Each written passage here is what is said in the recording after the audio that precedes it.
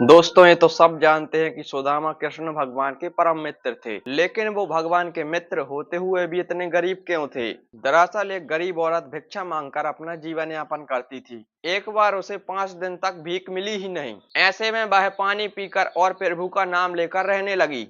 5 दिन के बाद उसे भिक्षा में कहीं से चने मिले। वह सोचने लगी यह कोई प्रभु की कृपा है, इसलिए सुबह उठकर भगवान को भोग लगाकर मैं ये चने खाऊंगी। औरत ने चने की पोटली बांधी और भगवान का नाम जपते जपते सो गई। इसी रात उसकी कुटिया में कुछ चोर घुस आए।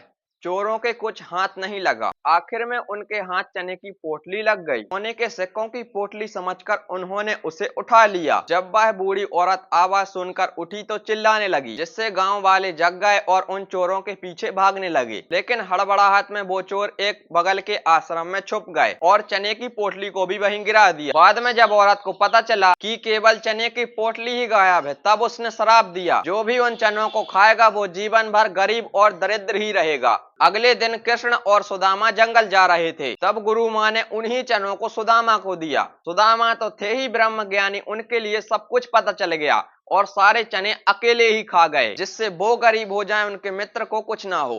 क्या आपको इसके बारे में पता था? अगर पता हो तो कमेंट सेक्शन में जरूर बताएं।